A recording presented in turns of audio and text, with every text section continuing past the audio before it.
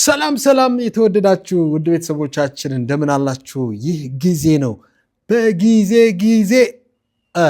በጊዜ ውስጥ ከፍ የሚሉትን ሰዎች ወይም ደግሞ ዝቅ የሚሉትን ሰዎች እናነሳለን።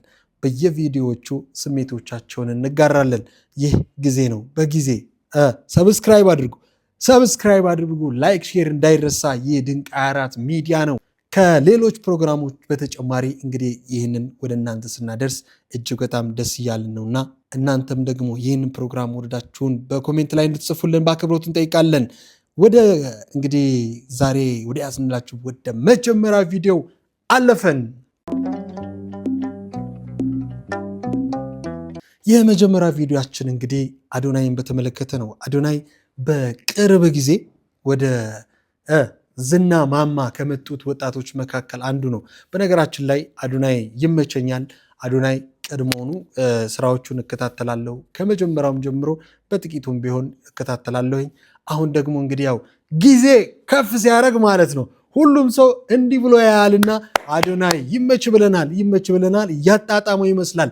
ዛሬ የሆነ ቦታ ላይ ተገኝተዋል። እጅግ በጣም በማይታሰብ ቦታ ላይ እስከ ዛሬ አብዛኛው ቲክታከር ያልተገኘበት አብዛኛው ቲክታከር የተገኙ ብትለኝ ሸቤ ነው። እሱ ግን እጅግ በጣም በሚገርም ሁኔታ እዚህ ተገኝቷል። እስቲ ይህንን ቪዲዮ ተመልክተን እንመልከት። ይህንን ቪዲዮ እኔ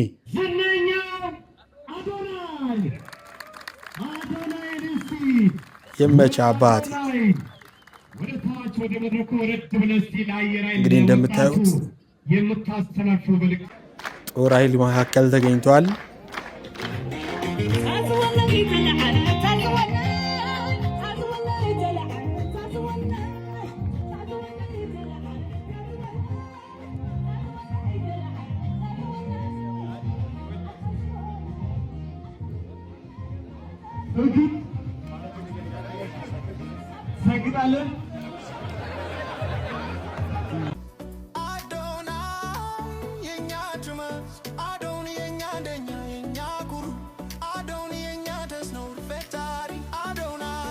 አሁን እንግዲህ አዶናይ እጅግ በጣም የማይታሰብበት ቦታ ላይ ተገኝቷል። ምናልባት ይሄ ልጅ እንግዲህ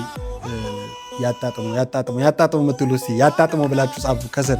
እንግዲህ ዝና በጊዜ ውስጥ የሚመጣ ነው። ጊዜ ያከብርሃል፣ ጊዜ ያዋርዳል፣ ጊዜ ከፍ ዝቅ ያደርጋልና እኛም ደግሞ በጊዜ ብዙ ሰዎች ሲታሰሩ አይተናል።